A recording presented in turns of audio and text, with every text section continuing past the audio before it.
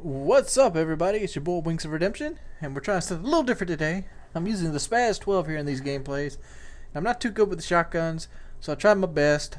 These are the best, these are the best two or maybe out of 4 games that I tried with the Spaz. And hopefully you guys enjoy it. It's a little bit of run around gameplay. It's a little bit of sneak and move gameplay. But it's Fail Friday today, so if you want to be a part of Fail Friday, SapphireWings30 at hotmail.com. We basically answer questions on today, and we have a very special guest who's going to be answering the questions today. We have the Gangster grandma here. My grandma is going to give some of her advice she's amassed over the years to help answer some of the problems that the subscribers have sent in. So let's go ahead and read the first one. Our very first question comes from David. Hi Wings, I'm 28 years old and I've been a long time subscriber to your channel and I need some help. I have a 2-year-old daughter that I never get to see because my ex won't allow me. She says she's afraid of me taking off and bringing our daughter back to her. I'm not abusive, I don't drink or do drugs. On top of that, I pay child support and pay for my daughter's medical expenses as well. I don't know what to do.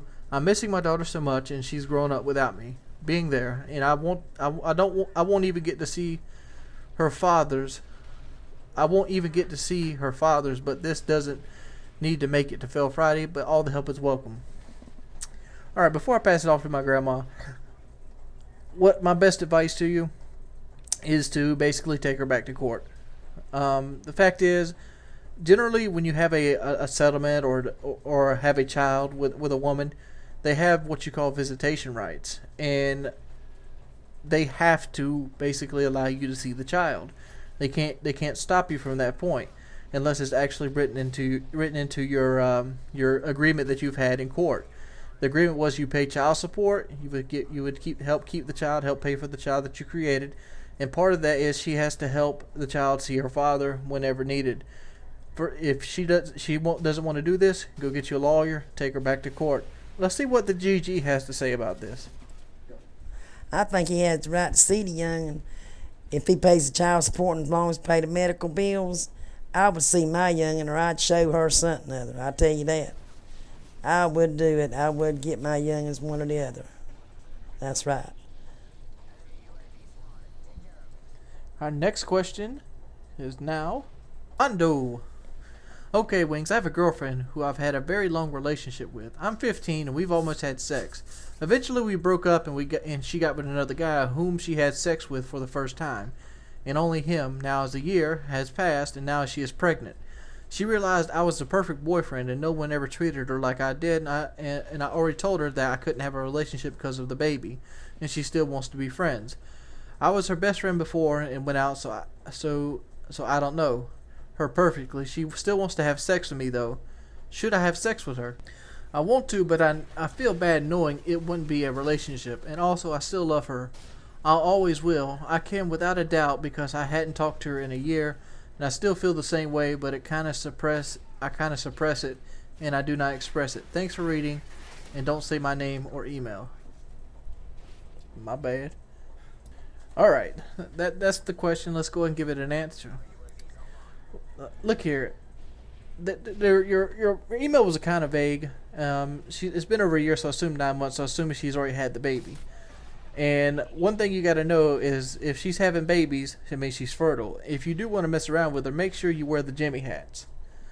As for her wanting to do something, she's probably, you got to watch out for a girl in this situation because she might be clinging. Her other boyfriend could have took a dump on her. Now she feels like she's got to raise a child alone. And there's basically females out there that will try to spit children out at you just to get you trapped.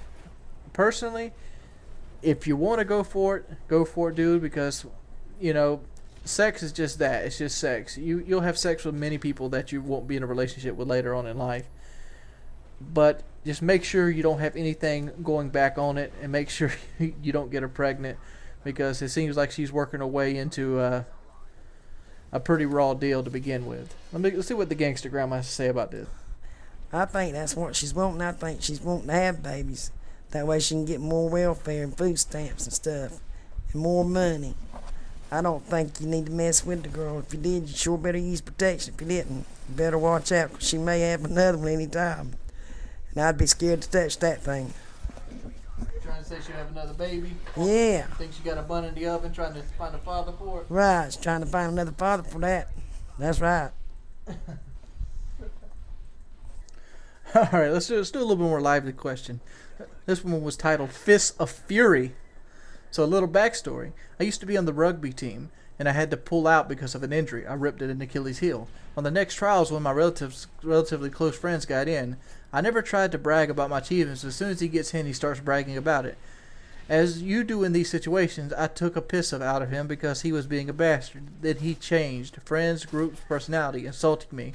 Not in a bantering way, but in a hurtful way. Of course, I give it back. This has been going on for nearly half a year, and now it's time to end it. We're both 15. He is 6'4", 230 pounds solid. I'm about 5'10", 220 pounds, almost solid, a little bit of a chubba. I think I can take him though, since I do boxing. What do you suggest? Well, this is going to be a good gangster grandma question, but I suggest some dirty fighting, because in the end, fighting really doesn't solve anything. To be perfectly honest, dude. He's going to still insult you. He's going to do whatever he's going to do. I mean, if any of the insults quit happening because of the fight, it's because you basically dominated him. And generally, one fight will escalate into another fight because pride is a major factor in these things. What you should do is just distance yourself from him. I mean, and you shouldn't let your pride eat away at you, because pride is a double-edged sword. You ever heard that people say that? And the reason they say it's a double-edged sword is, one, because pride makes you do better work.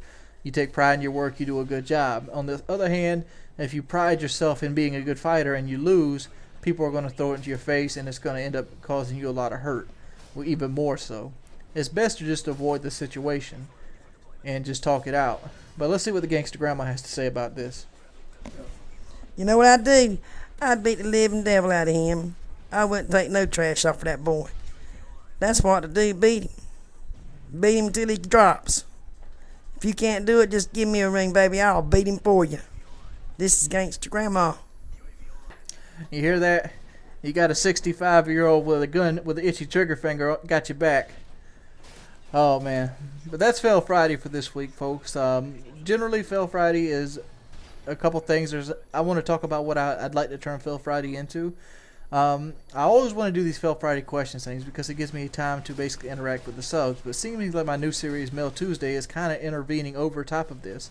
And the questions are a little bit redundant at times throughout of it. So sometimes you're going to see Fail Friday doing like I did last week, where I basically talk about something that is, in other words, a failure as a whole, and it kind of makes more sense in that way. But as always, it's been your boy Wings of Redemption, and I'm Audi 5000. Peace, pimps.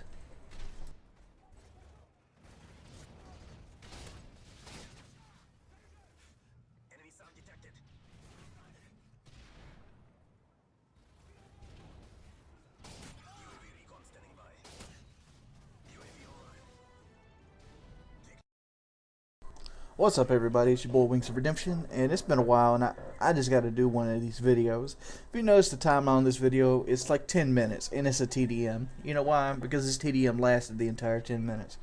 This has been a problem since Black Ops, whereas Black Ops, it was a huge, well, I thought it was a huge problem in Black Ops, but it turns out after I played Modern Warfare 3, not such a huge problem in Black Ops.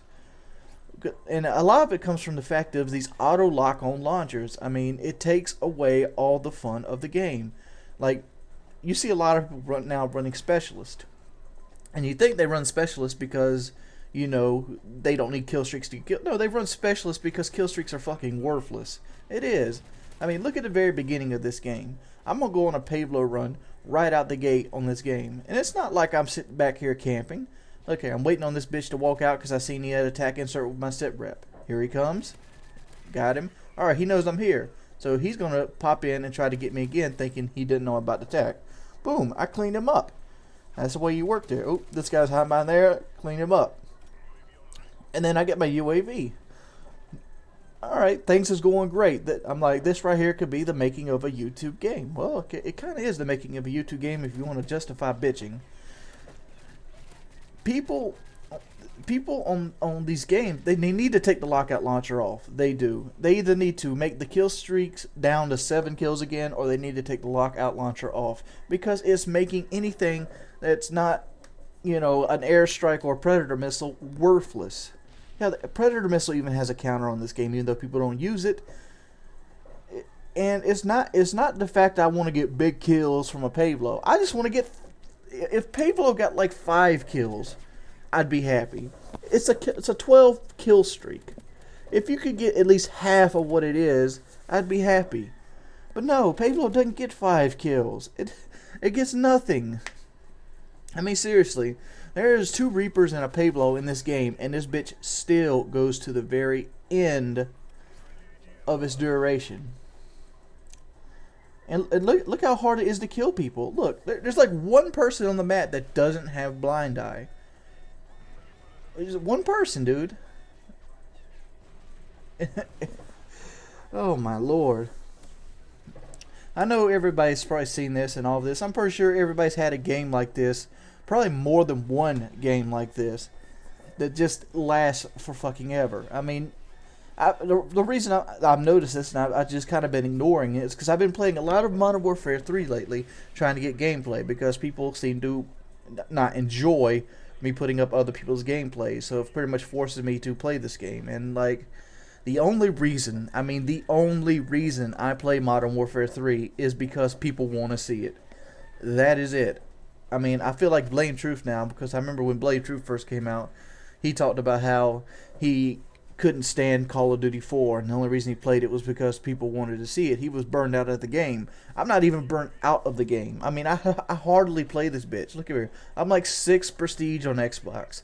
It's almost time for Black Ops 2. I had almost fully prestige 30 some times. Well, actually I did over 30 times because I had Space Orange on Black Ops around this time. And I've done 6 prestiges.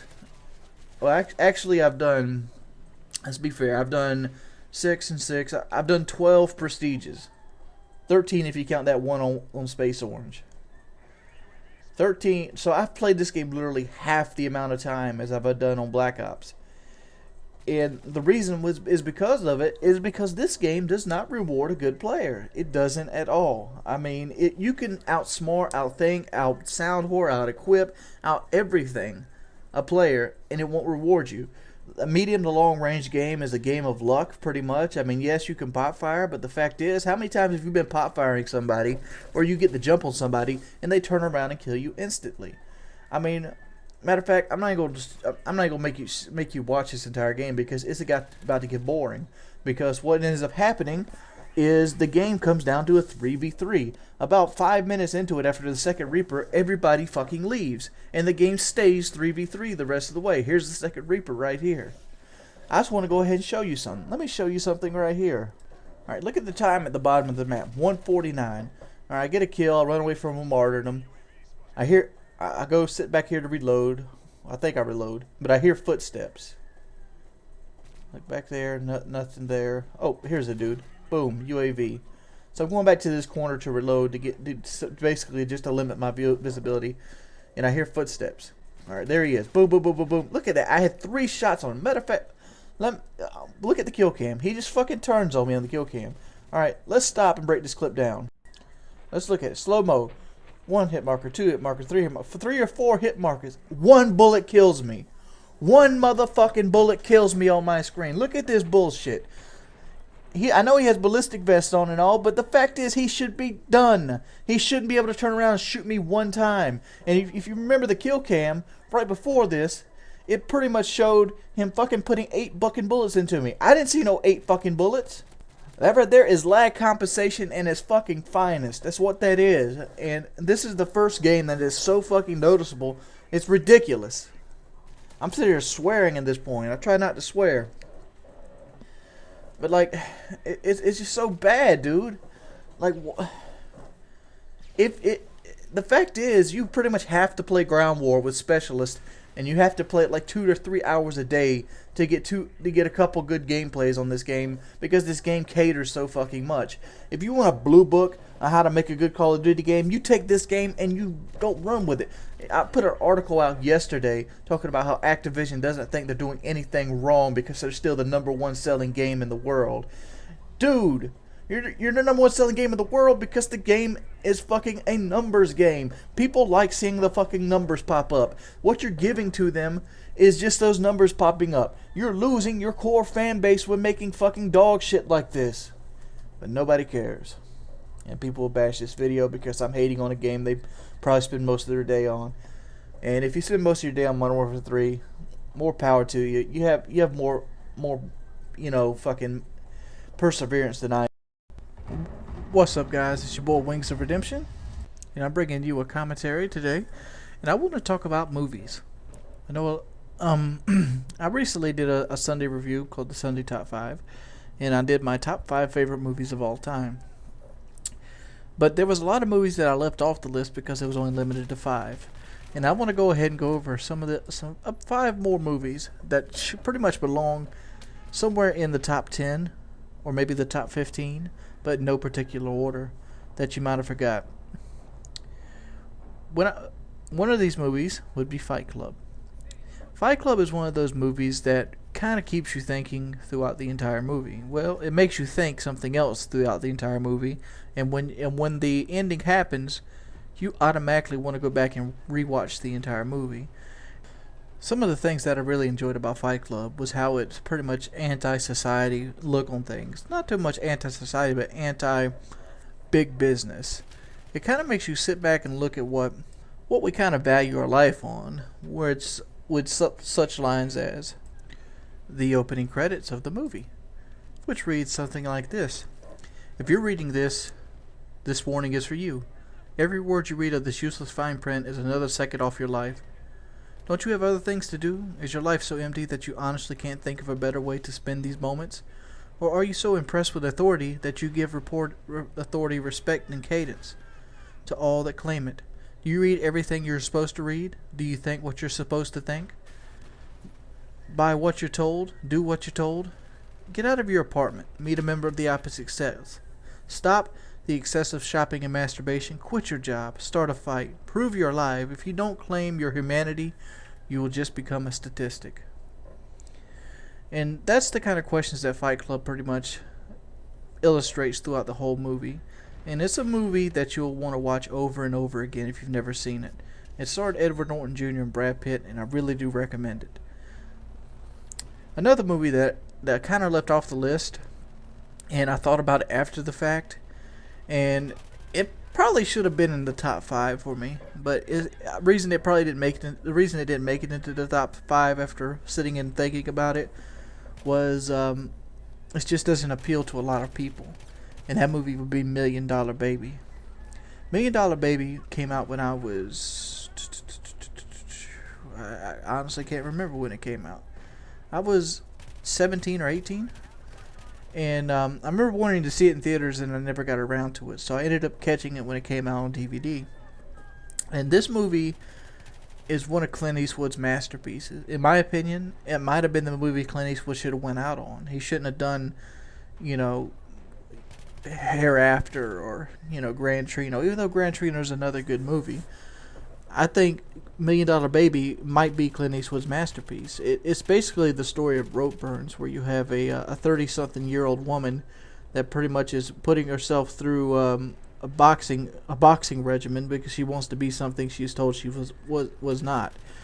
And the boxing is very little part of the movie, even though the boxing is the basis of the movie. The part of the movie is the fight of human spirit and will. And there's 2 separate stories being told in it. And I don't want to give it all away. I'm just saying that it's a movie that it'll capture your heart, and you'll want to watch it again and again. Morgan Freeman's in this movie just like he was in Unforgiven, and he plays in this a spectacular role. He does a great job as the bum fighter with a bad eye that pretty much cleans spit buckets at a local gym. Whereas Clint Eastwood pretty much gets shit on by a professional fighter and ends up training somebody he doesn't want to train. And even though the story doesn't have an happy ending, it has a really good ending. And it's an ending that you should see, and I don't want to ruin for you. If you have time and you're looking for or even if you're looking for a date night movie with a girlfriend and she wants something dramatic, pick $1 Million Baby. Probably one of the best films ever made. I'm going to go ahead and talk about one more film while we're here, since we're running short on time, and that would be No Country for Old Men. No Country for Old Men is a Coen Brothers movie, and if you're like me, I love Coen Brothers movies. Fargo just is another one that's really stands out. But when I watched this one, I had the intentions of one of the best movies ever made right off the bat as soon as I watched it. It's basically about a guy that walks up into a Mexican drug deal that gone bad, and he takes the money and runs. Well, people want to track that money down, so they hire a guy named Ashton Sugar, and he is probably one of the most badass characters ever to grace film. You know, there's a lot of characters you might think are badass, spinning axes around and like jumping through hoops and fires and stuff. Ashton Sugar, he's more than that. He is the persona of death himself. He doesn't care. He's emotionless, and he's very methodical. He's almost scary. If you don't believe me that Ashton Sugar is almost scary, watch the scene I'm gonna put in the description of this video. There's no music in it. There's nothing driven. It's 100% dialogue between two men, and it's probably one of the greatest scenes for atmosphere that they've ever put in a movie. It's right up there close to some of the stuff that George Orwell used to do. And those are three movies that I really think you should check out. Most of them are pretty well known, but most of them might have flown under the radar. And if you want me to, I'll do more movies that you might have seen, because watching movies is something I've done most of my life, and it's pretty much a pastime of mine. And I love the art of making movies. I'd probably be no good at it myself, but it's just something I've always enjoyed doing. As always, it's been your boy Wings of Redemption, and I'm Audi 5000. Peace, pimps.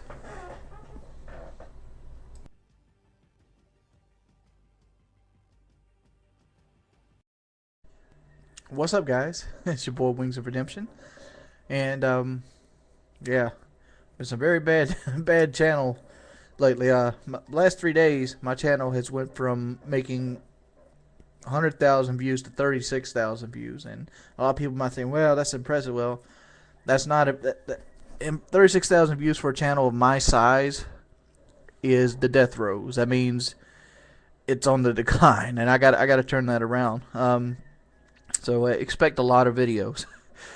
So I'm pretty much gonna be tied down to this office for the next week, and there's gonna be a lot of videos. So if you're not getting videos in my sub box, check my channel out, because I don't know, YouTube might be against me or something. But that ain't what this video is about. I'm coming here today, and yeah, I got a white shirt on. Reason you always see me with a white shirt, that's my undershirts. I usually wear my pajama pants and undershirts when I'm sitting around the house gaming. That's what I do. But yeah, got a little challenge for Shoenice. Shoenice, the incredible eater. He's been on True TV and whatever. He eats pretty much anything you'll give to him. And I guess my beard does kind of look like it's pubic hair when you look at it that mannerism. But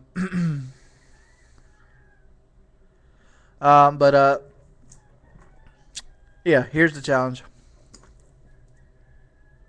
It might not look like much. Let's get a closer image of it.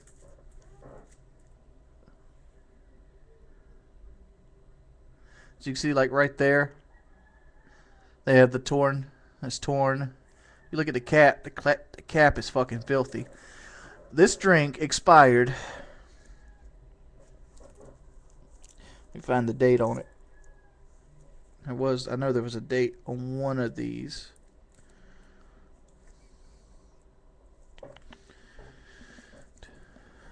Oh, I've got more than one. I actually have 3 of them.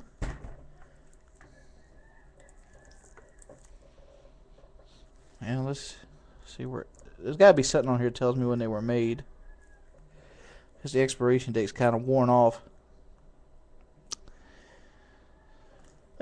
2005 is when these things expired, and they're 100% sealed. As you can see, the cap has not been broken. I'm going to send these to Shoenice, and I wonder if he could drink them without using his hands. The challenge is in your ballpark, Shoenice. You know, this is a video that, you know, I didn't really want to make, but, you know, I feel it's time to actually make this video. For the longest time, I've been running a Call of Duty channel, and as a Call of Duty channel, it's slowly slipped from being gameplay based around camping to commentary. And a lot of people that show up only show up for the commentary. And even though that's great and grand and has sustained me over the last 2 years, my channel has not grown in 2 years. And the reason that is because there is no new fans coming. I average around 200 subs a day, and I average around 25 to 30,000 views of video on a good day when everybody's happy. But I'm still in the market as the big channels being like Syndicate, White Boy, Woody, that make 200,000-300,000 views of video, when I shouldn't be in that market to begin with. I mean, every time I do something even slightly wrong, it gets telecast like I was a big YouTuber when I'm actually not a big YouTuber.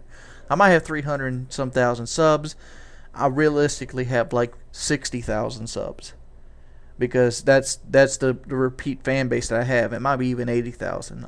There's a lot of dead subscribers on my channel, and even though YouTube doesn't kick them all drastically, I might have 360,000 subs, but they only watch one video a month or whenever, and they come back at that point. I mean, I really enjoy my subscribers. I do. I'm one of the YouTubers out there that really appreciates where he's at, because here's the truth in the matter.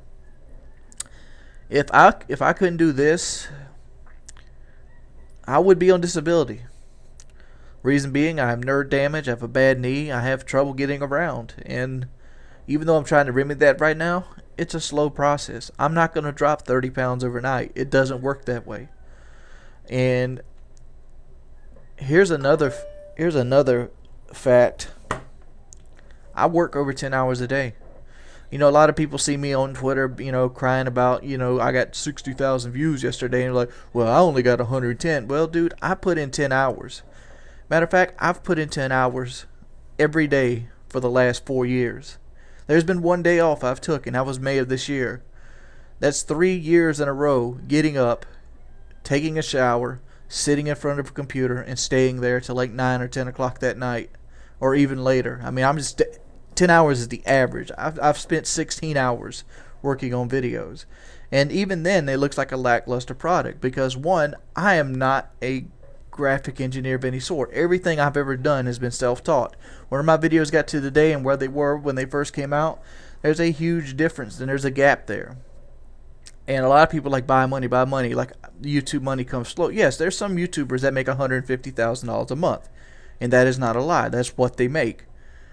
But I'm not one of those YouTubers. I have probably less than $600 a month spending money, and then I got to take that and buy gas, food, and buy video games. So I'm pretty much just a blue-collar worker when I'm doing this. And the main reason I'm doing this because I know the alternative of doing this. The alternative of doing this is working at a movie theater, standing around, or collecting a disability check for $600 a month and going and having my credit go straight down the drain. I don't want to be on disability. I don't want to live on the government. That's why I don't do it. That's why I strive. That's why I spend 10 hours a day doing this. That's why I'm trying to lose weight, so hopefully it eases up on my nerves, so my leg will get away, so I never have to be on disability. I don't want somebody to hand me something. I can't stand somebody buying me food, which hasn't happened right now. And most of you have noticed that my grandma has moved back into the house with me, and that was so we could basically lower some of the costs on me. Whereas my house payment used to be like $600 some bucks. Now it's null and void because I have another house paying for it, which basically leaves me with utilities. There's not a whole lot of money to be made in YouTube, and a lot of people don't look at YouTube as a real job. YouTube is by far a real job. I've had a number of real jobs, and this is the hardest one out of all of them. It's not physically hard, but it's mentally hard. There's never a time in YouTube where you're sitting there thinking, man, I'm going to go hang out at my buddy's house today. You can't do that. You know why you can't do that? Because you got to stay on trends. You got to stay on Twitter. You got to stay on Facebook. If something big happens, you got to do a video about it. The map pack comes out, you got to do videos about it. And one of the big things I feel like my channel is doing wrong is being a commentary only channel. Mainly because I'm running out of ideas to talk about. I mean, I find myself looking at GameStop news and ABC news every day just to try to find something to talk about. And it kind of waters down the commentaries in a way. I kind of miss when on my first bang, when I first started doing this and I first started getting popular, making 10, 12,000 subs a day. You know what I was doing? I was telling them what I was doing in the gameplay. It was easy. I was playing Call of Duty, 5-6 hours a day. Well, at this point, I don't even play Call of Duty because I get so frustrated with it, knowing that how much time I have to get the gameplay, and I get frustrated that I can't get the gameplay, and I get to the point of I try to go do something else. And every time I've tried to branch off of my channels, like in Amnesia, Diablo 2, I've done a Final Fantasy 9 Let's Play, I've done a whole Let's Play channel, which never really called on. It kind of fell on its face.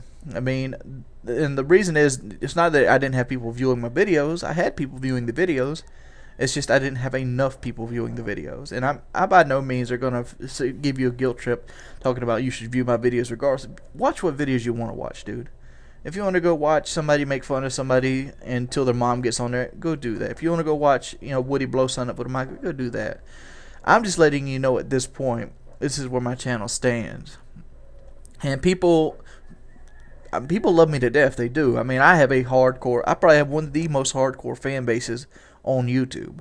I mean, there's nothing these guys won't help me do. They'll give me gameplay. They'll basically give me ideas for the gameplays. And, I've done it before. And that's the reason I started uploading so many other people's gameplays. One, because it was more time efficient for me. It actually gave me some time to myself because it took out the gameplay element of the game. Because commentaries, sometimes I'll sit on a commentary screen for 2 hours so they're trying to think about something to talk about. And that's with that. I mean, and even like Painkiller Already. Painkiller Already's been free forever. We've never charged for Painkiller Already, and we generally do it every week. And I get nothing out of Painkiller Already, to be perfectly honest. I literally don't. I don't get extra subs. I don't get extra views. I don't even make streaming money off of Painkiller Already. But neither does Woody or Kyle. I mean, Woody makes a little money off of it because he streams it on his channel, but other than that,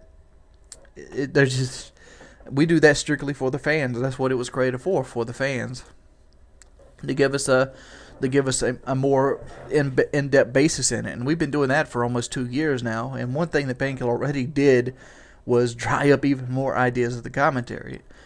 And I also wanted to touch base on something else. So people that wants to get into YouTube commentary, people always ask me, how do you make a successful YouTube channel? How do you do this? How do you do that? Let me tell you what a YouTube channel basically is. If I go out there and I promote somebody else's channel, let's say I don't know, like a Mellow Gamer. I'm just a guy I promoted recently. And his channel takes off. It goes right through the roof. And now all of a sudden there's another big commentator on the scene. I'm almost required to do that by the public because that's the only way to get big in the community. But when I do that, I dilute my own videos because all of a sudden the people that want to watch my videos today might want to watch X person's videos tomorrow, and then they'll keep watching X person's videos and kind of fade away from my videos. So in a way, I'm helping support my own channel's death in that medium. And that's something I've got to keep doing the entire time. That's the catch-22 of the YouTube game. And it has gotten more serious and less fun over the years. I remember when Modern Warfare 2 came out, it was all about the dual comms. Like, who can I get the dual comm with? I mean, I remember striving to get the dual comm with Blade one time, which I've never dual comm with Blade, but we've done enough PKAs together. And that was the big thing, because the dual comm let other people see who you were, and so few people actually had the ability to stream in HD, capture in HD. It was a big deal back then. And you had these little dramas and things like that. But I'm looking at my channel that hasn't grown in 2 years. I mean, I've been stuck at 350,000 subs for 2 years now. And I look at channels like the FaZe channel, which that's an easier channel to run. It is. The FaZe Clan channel is one of the easiest channels to run on YouTube. You know why it's so easy? Because people give you the clips and you upload them. That's why it's easy. You have like 12 people getting you content. I'm not trying to diss the Face Clan. They're obviously running a better channel than my own. But I look at channels like that and I think, man, why didn't I do that? Because, but that channel, you lose kind of like a person. You lose a little bit of personality. But I just wanted to get this. I just had to get it off my chest. I mean, there's probably going to be no gameplay over this because I haven't got no gameplay today. And it kind of lets you know where I'm at in life as a whole. But it's been your boy Wings of Redemption. If you could, please leave a rating. I mean, a lot of my problems is people don't leave ratings. I mean, 40,000 people will watch the video. 1,000 of them will click the like or dislike button. Ratings are huge because ratings do this. When you give White Boy 15,000 ratings, you're basically having 15,000 people share it with every friend they have. Every friend, because a lot of stuff's linked to Facebook. I mean, 15,000 ratings could equal 80,000 more views on a video, whereas 5,000 ratings for me could equal another 10,000 views on a video, which help you out in the bottom line. As always, it's been your boy Wings of Redemption, and I'm Audi 5000. Peace, pimps. Whoa! What do we have here? This stuff's gonna suck. Oh, don't worry, I got some in case it's a little hot for you. Oh God. So what are we trying? We're gonna drink some of this. How much we're drinking? Not much, because I have zero stomach for hot stuff, but I will drink. So we're enough. doing 2 swigs, right? Yeah, maybe one. Let's do 2. Come on. We're gonna do one. Go big or go home. We're gonna go one. We're gonna do one. I'm gonna go big with one. That's my son. And he's gonna go play. Go play. Go play. Daddy's gotta do this. Go. He's a ham. Okay. What's going on, everybody? CBC 2001 about to burn his asshole with this stuff because he has no constitution for hot stuff. So 2 big swigs. Come on, man size, man size. Man size.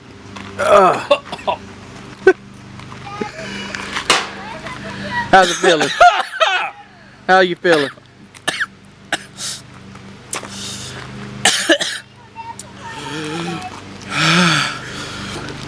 Hold on. I got something you should wash it down with. That's that good stuff. It's been marinating.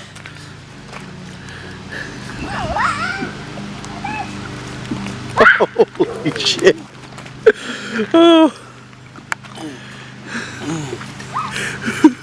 Is it in the beard? Is it in the beard? Oh,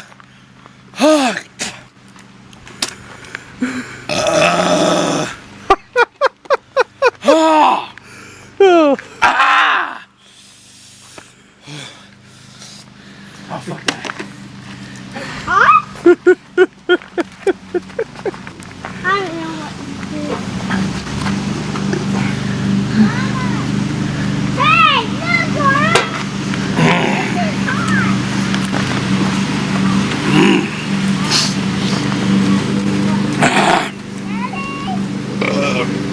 Laura! Viking smash, me unhappy.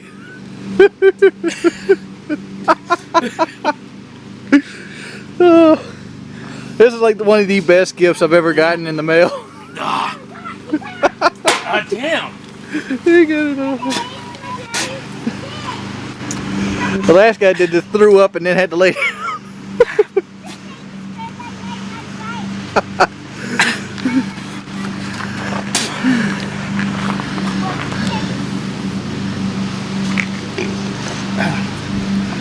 So what's your overall experience with this?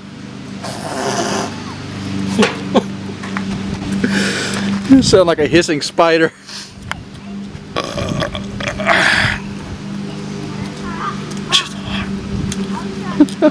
My lips are on fire.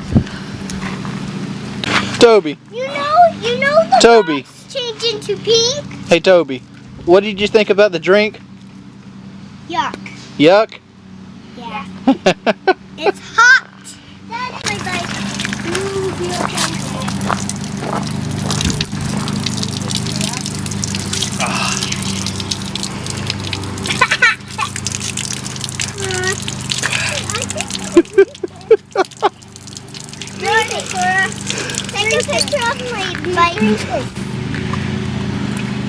So what would it take for another 2 swigs? Hold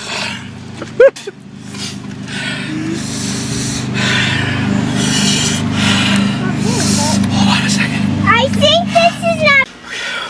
Go. I said my teeth are numb. And my tongue is on fire. That's some hot shit.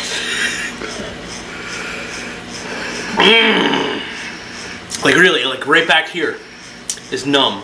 I can't really feel them. And how about your nose? You get your nose oh man, running? that shit's running. This is the best I've been able to breathe in weeks. Monsters. Hi. How much money would it take for you to allow me to throw it in your eyes? 10 grand. It's 10 grand? juice. I think we can manage $10. You do $10? What's up, dudes? It's your boy Wings of Redemption, and I'm bringing you a really close game on Team Defender. You know, I really like Team Defender as a game mode. It's quick, it generally doesn't last more than 6 minutes, and it's constantly in-your-face action. And I like to run support kill streaks on it because it makes me feel like I'm more of a team player. And I've been trying to formulate some kind of way to basically break down Team Defender and make it a very winnable game type. One of the things I've noticed with Team Defender is if you stick in the middle of the map, like this game right here, the enemy team's stuck in the middle of the map pretty much the whole time. It's kind of hard to dictate where the enemies are going to spawn. Why is where the enemies are going to spawn important? Well, because if you know where they're going to spawn, you know where to point your gun. And getting shot in the back is no fun to begin with. So this is right here is not a good case of how to win Team Defender, but this was just a very tough game that we ended up running into. And I have a very good start out right here at the beginning of it. So all in all, I've had a really good time playing Team Defender. I actually like this more than Domination, to be perfectly honest, because it's more challenging. And one thing, I want to do clan ops. Everybody tells me to do clan ops. I want to try it, but to do that I gotta have a clan. Everybody's like, join the Huppet clan. But how do you join the Huppet clan? How do you do that kind of thing? And that's just, I don't know. But there's another thing I wanted to talk about, and what that was is, you know, generally when stuff goes through the grapevine, I'm the last to know because nothing I ever say is, you know, breaking news. But if you look at it like this, I seen an article today where they talked about the new zombies, and the zombies are actually going to drop a new mode, and that mode is basically something like a team survival mode, where you get 2 teams of 4 and they're playing at the same time, and you have to outlast the other team. I think that will be a great addition to zombies. Instead of playing to the point of, you know, just playing to see how far you can get over and over again, going for personal best, now you actually have a goal. I mean, I wonder if they're going to do both in real time. Like, for example, are they going to, like, let's say you beat a team to death. Are they going to, and the other team dies, you going to win just then? Or is it going to keep letting you go on?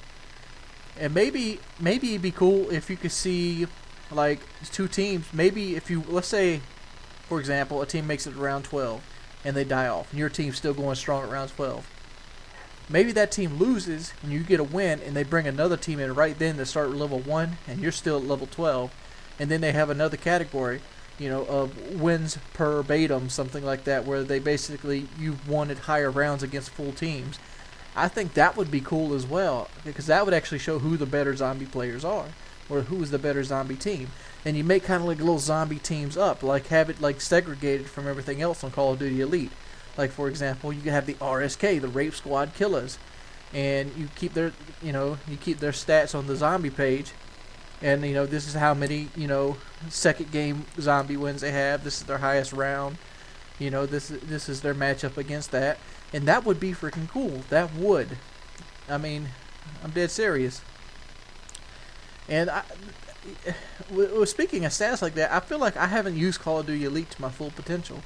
I remember when Wicked Shrapnel was on PK, he talked about TDM kills and stuff like that. Where do you find that kind of stuff?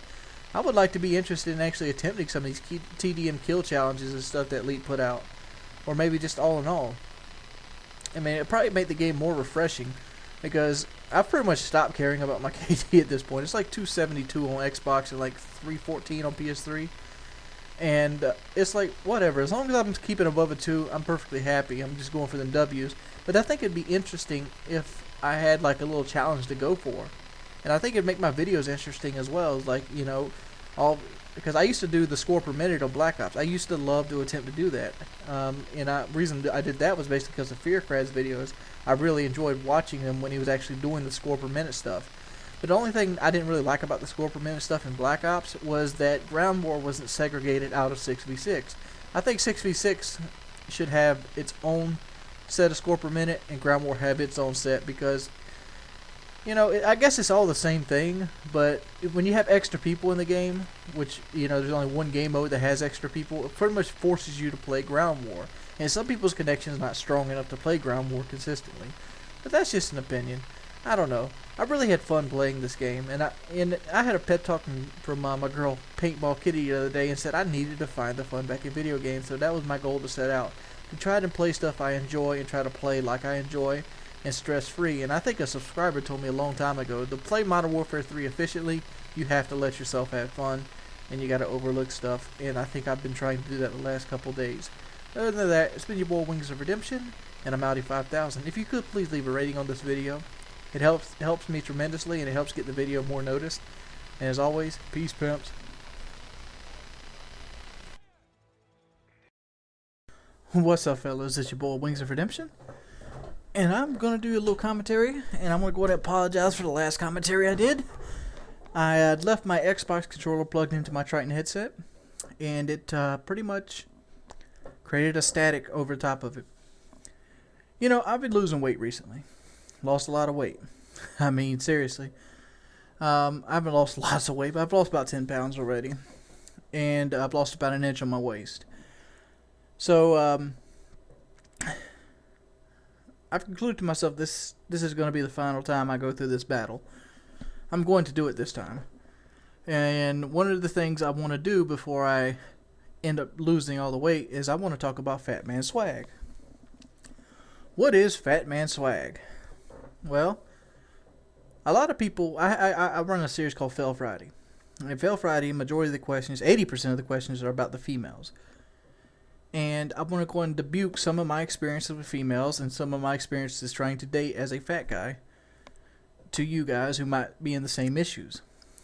And I'm going to go kind of relate some of the things that guys tell themselves that are actually wrong. Alright, for first example, your appearance is everything. It is. The first thing you see about something is appearance. And you do with other things besides people. You see a cool car, let's use a car example. You see a nice sports car. You're like, man, that's a really nice car. I really want that. You really want that car for the simple reason that it looks nice. You're not putting it in the proper scenarios of, is it useful for what I do every day? What's its gas mileage? I mean, do I really need this kind of power? How many people does it sit? You want that sports car for visual eye candy. And when you look at other females, you do the same thing. And females do the same thing back. So, we're already down one there because generally fat guys aren't physically attractive. I mean, body-wise. And so you have to make up that in other categories. You could be well clean, well hygiened, and smell nice, and have a pleasing personality. Some things you probably don't want to do is you don't want to smoke. If you're already unhealthy being overweight, when you're a fat guy, the first thing people think about you is that you're overweight, you're lazy, you're irresponsible, and you don't care about yourself. That's what they think. I'm dead serious. It doesn't matter what you are. That's what people are going to stereotype you as. So you need to go ahead and eliminate most of these as possible. Have nice, clean, fresh brush teeth. Smell good. Dress appropriately. When I mean dress appropriately, I have this trouble with a lot of my friends. Like Kelly, for example, the guy with the big Viking beard. He cannot wear his pants appropriately. Your waistline is your navel. I know it looks old manish, but get a shirt or something that covers it up. That way your pants are the proper length, they're not falling off your butt, and you look like you're dressed cleanly.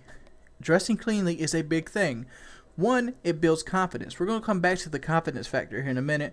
And two, it doesn't make you look like a bum. When you got your pants hanging off your ass and, you got back fat that's coming up and you can't really tell where your ass and your back fat begins, it looks tacky. When you have your belly hanging over, a pants line, it looks tacky and it's not physically appealing.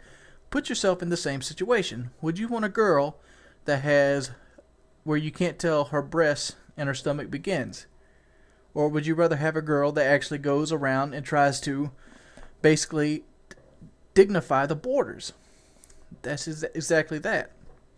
So, even though we're not physically attractive, we can be atmospherically attractive. I know that's not a word, but what you got to do is you got to have confidence. And losing weight, drinking water, and trying to have a workout regimen will give you those endorphins that make you feel good, but it also that breeds confidence.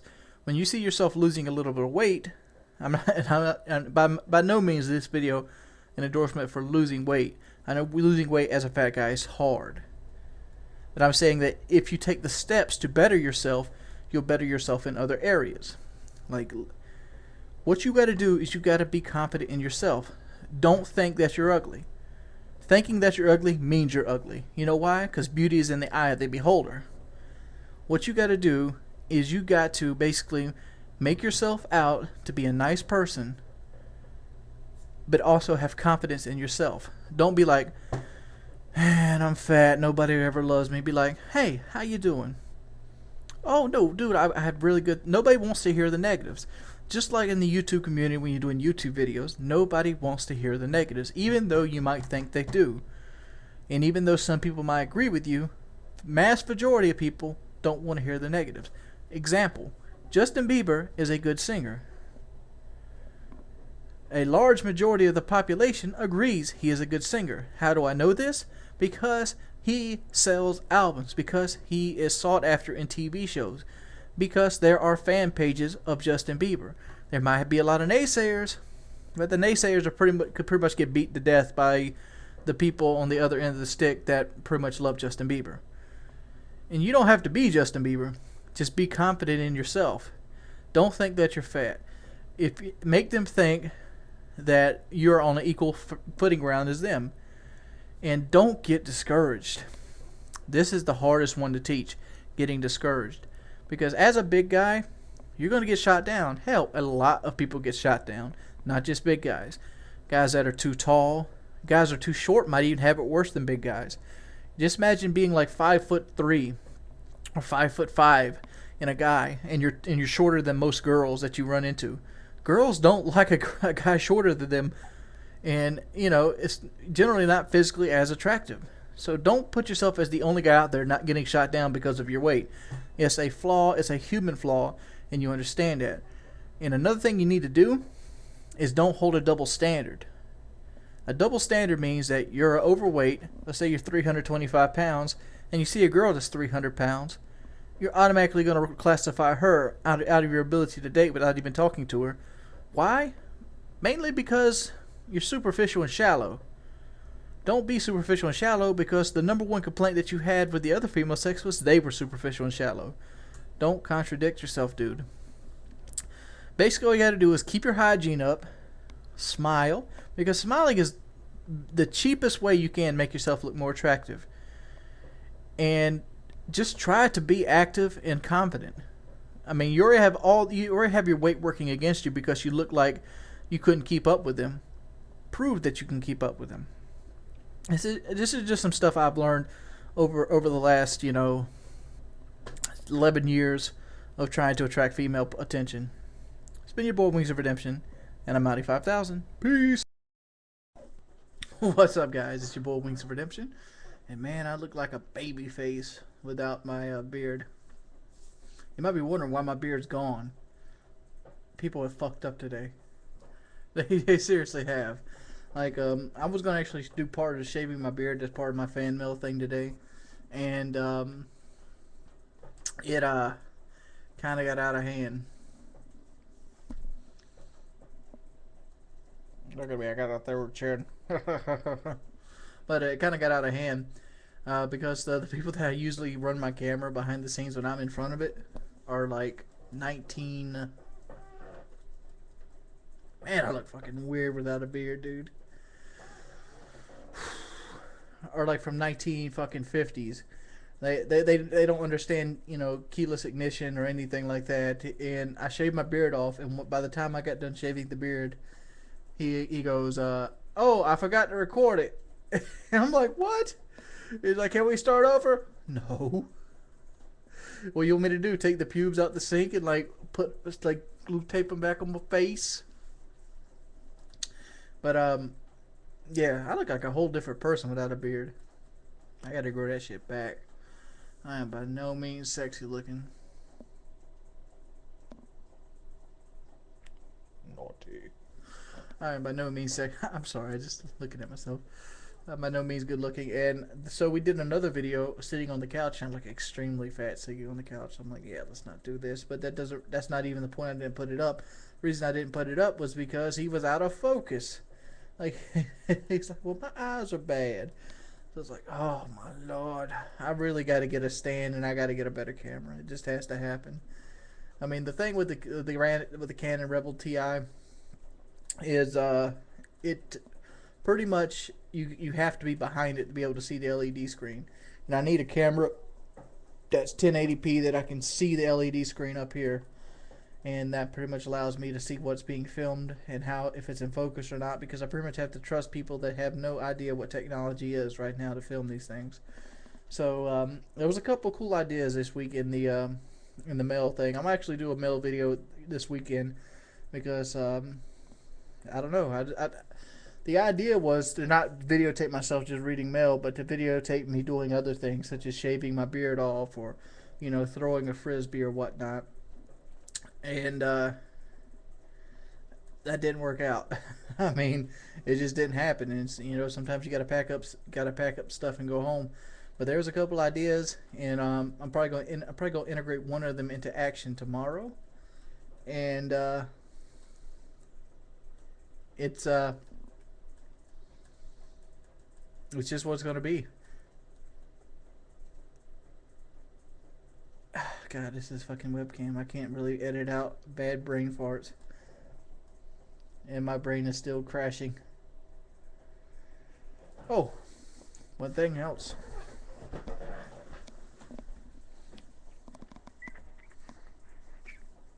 Yeah, I'm a big guy. But, you notice this? These pants used to be to the point I could barely wear them. They used to be just straight tight, like busting at the seams, and now it's, I say the pants have a little bit of elastic in them. And I say I've lost about an inch on my waist. I'm hoping to get to the point where it get me back to that. But, you know, it is what it is. So I'm just, this is why the Tuesday mail video is not up right now. Because of, man, beard hide my second chin. Well, at least you get to see how fast I grow a beard. But that's the reason for no Tuesday mail today. I got to work on my Woody's answer back and my rap and all that stuff, and I got to actually do some workouts today. I spent most of the day hanging out with my mama. We ended up going and get the windows tinted on her car and my car, and we ended up eating lunch together. I just did a little hangout thing, and she really enjoys hanging out Tuesday, because I usually go and pick the mail up on Tuesday, and she enjoys reading it. But another thing I got to do is I got to make those Minecraft videos. I got to talk more in them. It is what it is. It's your boy Wings of Redemption. 95,000.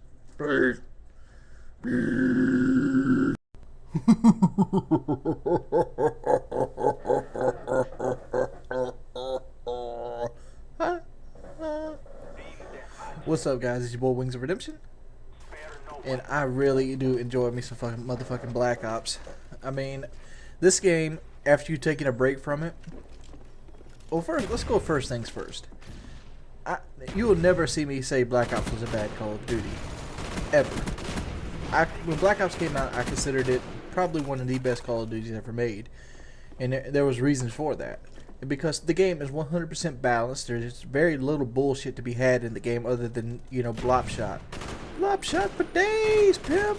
I mean, and Blop Shot is very notorious on this game. It's like, wow. Hopefully your boy David Bondahar will pretty much reconcile all the crying and carnage that was caused during Black Ops, and make Black Ops 2 a spectacular, blop shot free environment. But other than that, dude, this game is so fun. I could spend hours on Modern Warfare 3 and not even come close to getting a good TDM or a good game. But I spent like I spent like an hour playing with my buddy Zoid Base Killer and Chaos Math, and I got scores of games, and it was just so much. It was so much entertaining. You see me use the M16 right here. This is how the M16 should be. You know, M16 is good as some motherfucking pussy. That's exactly what it is. That's exactly how the M16 should be. Look at this. He throws the grenade, but it doesn't matter. It doesn't matter because the grenades don't have a fucking infinite. This isn't Infinity War grenades. Ugh. But I had a really good time playing Black Ops. Hell, I had so much of a good time. I'm probably gonna play it again tonight. I got the dual Python set up here. I don't know what made me use this. I should have used the CZs, but I was using the speed reloader Python, and I'm like, man, akimbo would be just as good, wouldn't it? And but the thing with the akimbo Pythons is they seem to kind of lack from like hip fire range. You can't really determine where the bullets are coming from. Watch me look out right here. Oh no, blob shot! I guess I got him with the last bullet of the pistol when somebody clowned the other dude, my little green buddy there. And I get my dogs right here, and you're gonna see my only death in this match is, well, in my opinion, kind of bullshit. But you can be the judge of it. Here it comes right here. I see this guy coming up with the Blackbird. I'm like, boom! I'm gonna pre-fire him through the trailer. Hit the hit, and he just fucking crowns me, son. But it doesn't matter because I let the dogs out, son. And, you know, people call these things Cujos. I don't think they realize what a Cujo is. A Cujo is a dog's name, and Cujo was a Saint Bernard. He wasn't a German Shepherd. So that's always bothered me when somebody say, "Let's go, Cujo." Cujo was a Saint Bernard, dude. He was a Saint Bernard with rabies. He was by no means a German Shepherd. I scored 2 right here, and oh, there's this spot. This is such a cool spot to have if you have this advantage. And a lot of people say, like, man, this is cheap, this is camping, but there's nade spots that could easily take me out. I'm not using flak jacket. They could easily nade me. Even if I was flak jacket, they could double nade me out at the same time. It's called teamwork. Let's go and get into this chopper gunner. This is how kill streak should be. When you get an 8 or 9 kill streak, you see the puppies tearing it up. I'm gonna get 7 or 8 kills out the puppies, and now I got this big badass chopper gunner. Let's count them. There's 1, 2. There's 2 kills already. I'm already ahead of every kill streak in Modern Warfare 3. Let's go and see if we can pick up some more. I mean, these kills are gonna be spread out. There's 3, 4, 5.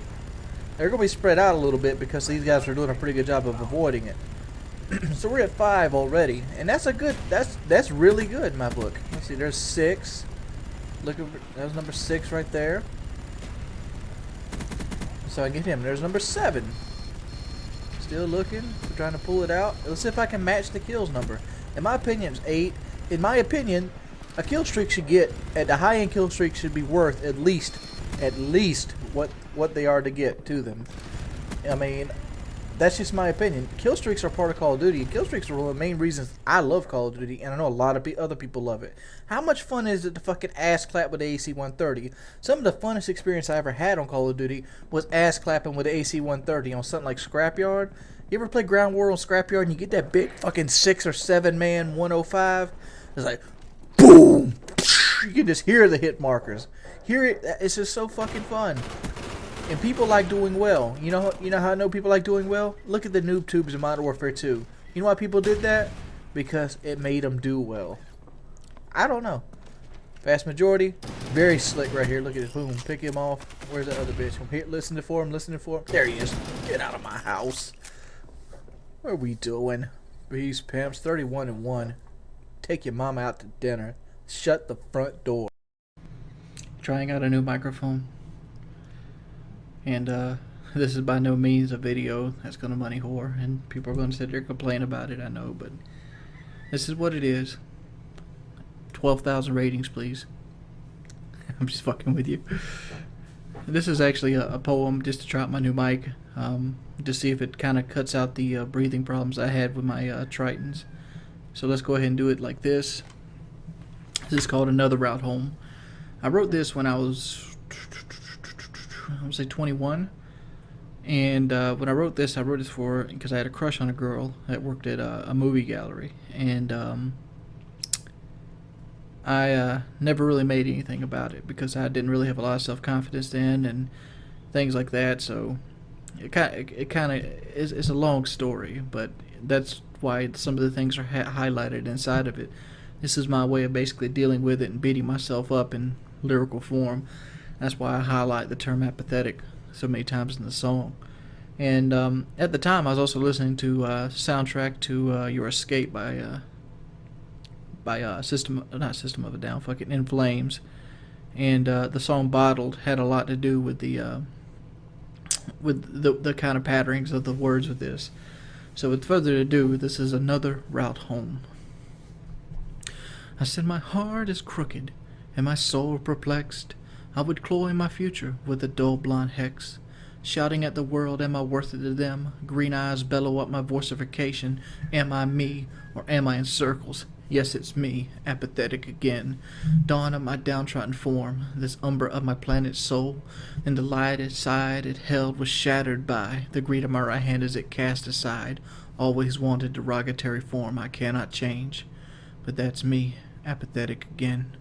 I struggle to express my fears over these frenzied years. There's a puddle at my feet and they're so very clear. I have kaleidoscope eyes and they're filled with tears. So am I me, or am I in circles? Yes, it's me, apathetic again. So tell me what you guys think about the mic. This is a Blue Yeti. Peace.